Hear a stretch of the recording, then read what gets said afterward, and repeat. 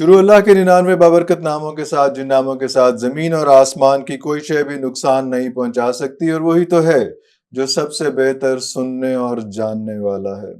Views, کچھ عرصہ پہلے شاعر نے کیا خوب کہا تھا کہ اٹھ کے اب بزم جہاں کا اور ہی انداز ہے، مشرق و مغرب میں تیرے دور کا آغاز ہے۔ اور اس کے بعد ہم نے یہ دیکھا کہ وہ آغاز جس کے بارے میں اللہ والے بہت عرصے سے کہہ رہے تھے کہ یہ وہ خطہ ہوگا جس میں دنیا کے فیصلے ہوں گے، اور اس چیز کا آغاز ہوا چاہتا ہے۔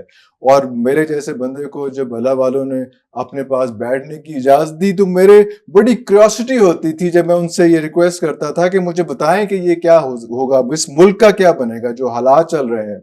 تو وہ بڑے سکون سے کہتے تھے کہ بھائی کچھ عرصہ ٹھہر جو، دیکھو اس ملک کا کیا کتنی اچھے طریقے سے کیسے پروگرس شروع ہوتی ہے، جو مجھے بالکل یقین نہیں آتا تھا۔ لیکن آج میں پھر اسی اللہ والے کے پاس بیٹھا ہوا ہوں، جناب قبلہ سرفراز احمد شاہ صاحب۔ سر بہت شکریہ آپ کے ٹائم کا۔ بڑی مہربانی آپ کی۔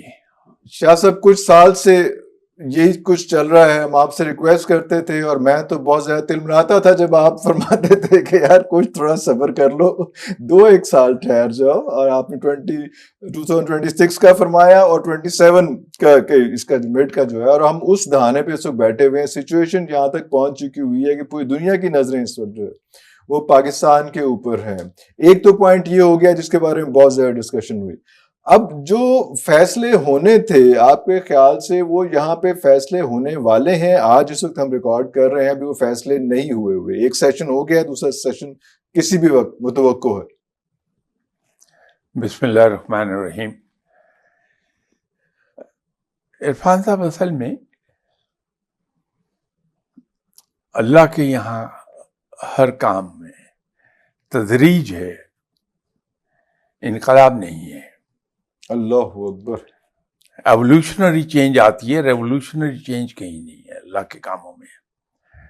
آپ اس کا کوئی کام اٹھا کے دیکھ لیجئے، سب میں ایک ایولیوشن نظر آئے گا آپ کو، ریولوشن کہیں نہیں ہے۔ دوسرا ایک فیکٹر ہے، اس کو دنیاوی زبان میں بات اگر کر لیں کہ ایک بحری شپ ہے، اس شپ کو رفتار پکڑنے میں کافی ٹائم لگ جاتا ہے اور ڈسٹینس اتنی دیر میں کافی طے کرتا ہے، پھر کہیں جا کے وہ اپنی کروز سپیڈ پر پہنچتا ہے۔ True true.